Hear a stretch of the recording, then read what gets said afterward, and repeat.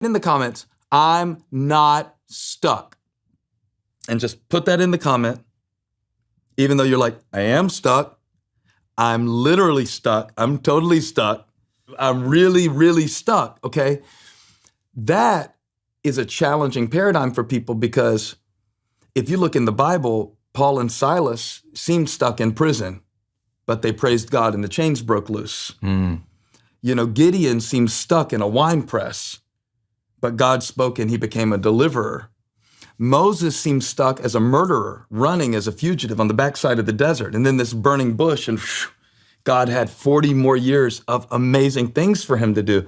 And all of these people felt stuck. So I want you to tell me what were your reflections on this first mindset, I'm not stuck unless I stop. Do you agree with it? How do you see it? How do we summon our way through that? And let's really dig into this first mindset. I love it. I love every section of this chapter because it reminds you that everyone feels stuck. I think one of the things you did great in the book is that people see themselves in it constantly. You go, I do feel stuck sometimes in my relationships. I just feel stuck in my head. I feel stuck in my career. What am I gonna do? And a lot of people, they feel like that stuck is permanent. Like, hey, I'm working hard, but I'm stuck. So there's not lack of action for them. They're like, I'm going to work, but I feel stuck. I'm working hard, but I'm not earning more. I feel stuck. And what ends up happening is the more you feel stuck, the more you spin in doubt. Wow. And so when you're stuck, you spin. Write that down. Yeah. When you're stuck, you spin. Yeah. And people always mistake the signal for doubt as a signal to stop. Tell me but more. Doubt is not saying stop. Doubt is a signal to learn. And when you change that frame in your mind, everything changes in your life. I'm so doubtful. Doubt doesn't say, well, stop and don't learn anymore. Doubt is literally, I don't know. So the only way to actually figure it out is get in motion, try, test. Ooh. Like doubt is the entrance to the scientific process. Doubt is the entrance to faith. Wow. And so when you realize that, like, oh, I'm having all these doubts about this thing, the next thought should be, well, I'm gonna have to do something to discover the answer. I'm gonna have to do something to discover the truth. I'm gonna have to do something to test this hypothesis. Will it break your flow if I ask you something about that? No, I love it. Yeah, go ahead. Every religious person in the world is pulling up James 1 right now going, but the Bible says, let he who hath faith ask and not doubt, for he who asketh in faith shall not receive anything from the Lord. He is a double-minded man, unstable in all he does. And I always thought that verse meant not, don't have doubts or don't feel doubts. I thought it just meant go through the door of your doubt to get to the other side and find your faith. Right. Well, I think a lot of the themes of the Bible are do not be afraid, or as you taught me, be strong and courageous. That presupposes some doubt. Right. Most of the Bible presupposes we have doubts. Yeah, if he says be strong, I must feel weak because I wouldn't tell you to sit down. You already are. Yeah, he didn't start the story. Gideon doesn't start the story as, a mighty champion warrior. and a warrior. Yeah. He starts in the wine press. A wimp in a wine press. David doesn't start the story with the sling. I mean, so you have to go, each of these stories starts in a place often of doubt. Yeah. Or discouragement, despair, division between people. We have to cycle through that. But the thing is, I always say, well, that's why there's another verse. That's why there's another chapter.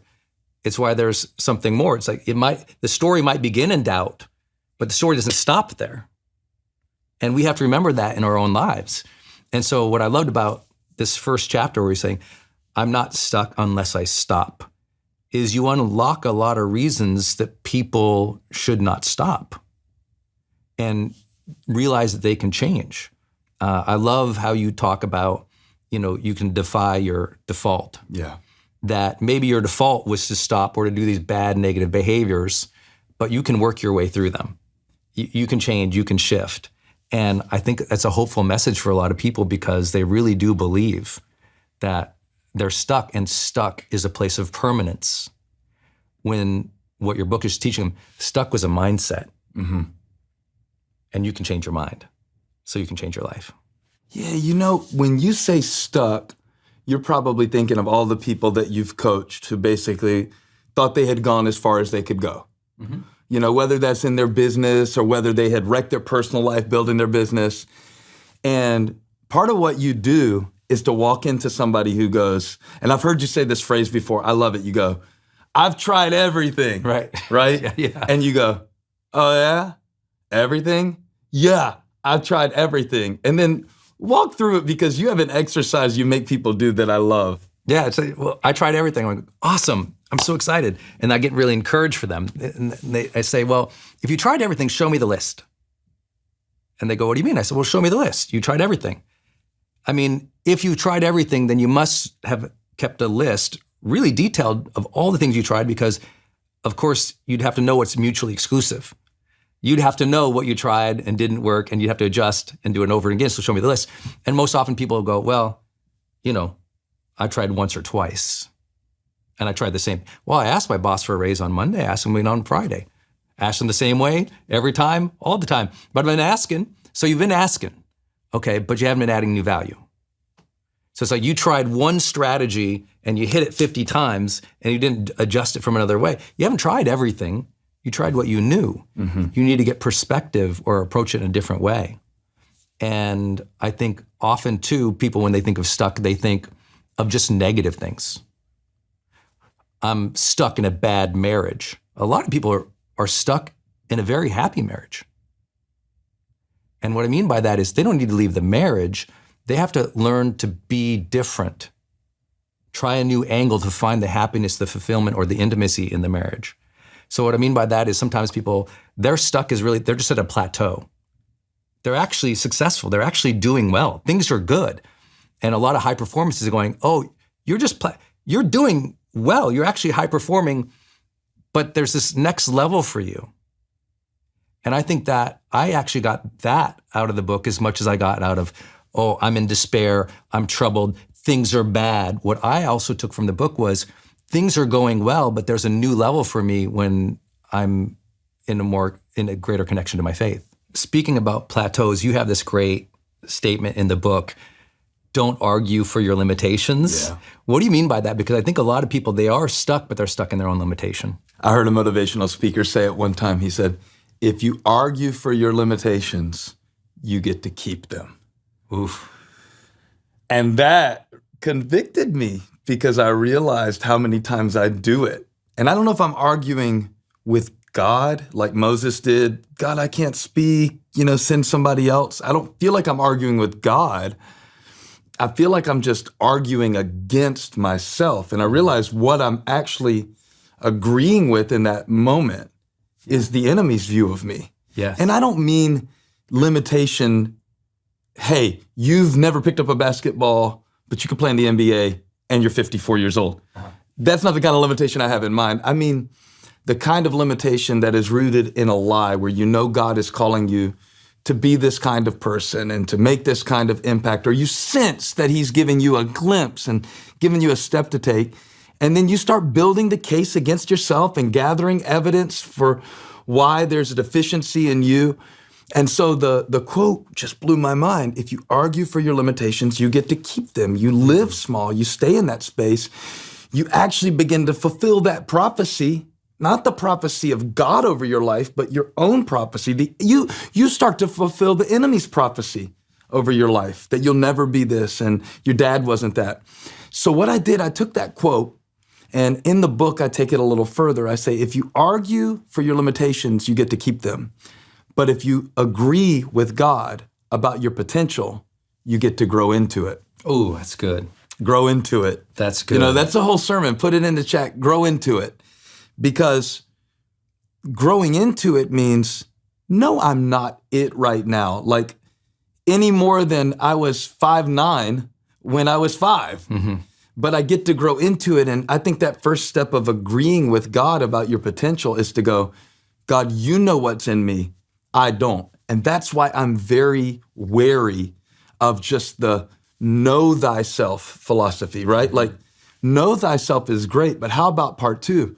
Grow thyself. Yes. Yeah, because that's the outgrow of reflection and awareness and self-acceptance is that I'm going to grow into who God knows me to be. That's the message of the book. I was writing this book to myself in places going, do the new you, the you that you don't know yet, but that God already does, the one that he chose. Yeah, and have faith in yourself as equally as maybe he has faith in you, which is What a hard thing concept. to grow into. Well, think about this. You're growing into the faith of yourself, which is very hard for of me. yourself, because people will say, don't believe in yourself, believe in God.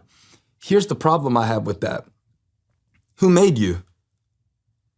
If God made me and I don't believe in me, what he called me to be, then it's him I doubt.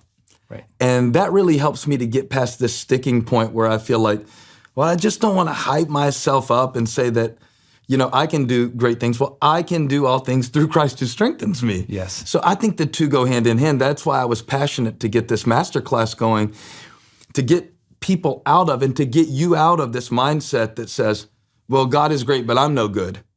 Okay, yeah, we're all sinners. We all need Jesus. We all need forgiveness, but we've been redeemed by him. So what does that speak of us, that he paid that price for us? And that's the limitation that I want you to grow beyond, this view of you that only sees you as flesh and bones and mistakes and disappointments, and to grow into the image of God that you were originally created to be.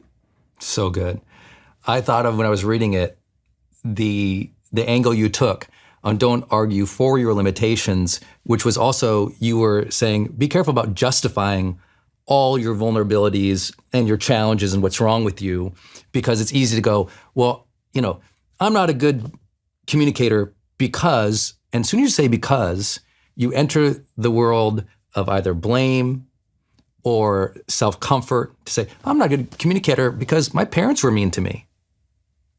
And so I always tell people, listen on limitations, always listen for the word because. Wow. I'm like this because, and you'll often add a negative thing. My parents were like this, they didn't believe in me, she mistreated me, they cheated, they stole. Or we're doing it for our own comfort because we don't believe we have empathy from the world. So sometimes when we share our limitations and our vulnerabilities with people, what we're doing is we're reaching out. We're saying, hey, let me just be vulnerable with you real quick. What it is doing is, could you please see me?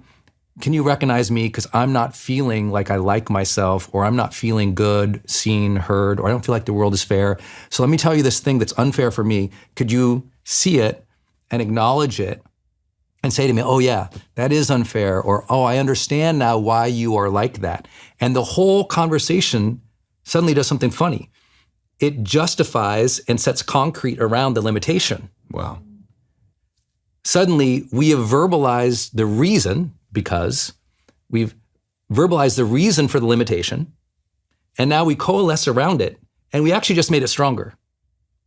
And so empathy can be like that, which we don't talk about in the modern world. Sometimes overly placating to people's, vulnerabilities or limitations and staying on it and stewing on it all day doesn't actually move them through. It's often the difference in my career of, as we'll share, the difference sometimes between a therapist and a coach. Both absolutely necessary, and I'm a huge mental health guy.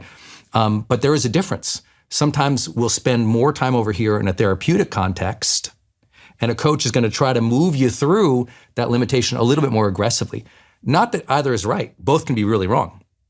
But I think it's just a casual way to say to people, be careful of just always talking about the limitation and arguing for it and seeking to get empathy and understanding and comfort, because all of a sudden you miss the ability to move through it. And I thought that the movement through the book that you took people on was so powerful because you didn't let them sit there. Well, thank you for saying that, because when I wrote the mindset, I'm not stuck unless I stop, I thought this could come across really callous to somebody who just found out, like, I'm never going to be able to have children, or I'm never going to be able to fulfill this dream, or I'm never going to have my health back like I did before, or this person has gone out of my life. Like, I lost my dad, and in this area of my life, I do feel like there is a limitation. Well, there is a loss, but I'm trying to get you opened up. And anytime I talk about this, I can't help but think about Moses and the children of Israel at the Red Sea, right? And they're like, okay, God, help us, help us, help us. And they cried out, and Moses says, don't worry, stand still, and you will see the salvation of the Lord, right? Next verse, God says, why are you crying out to me? Tell the Israelites, move on. So it sounds spiritual. They're crying out to God, the Lord will deliver you, and he will, through you moving through it. Right. And I love that about personal development. I love that about having a coach to help us through these things and bring our faith into motion so that we can actually see faith without works is dead, and that God promises to bring you through it.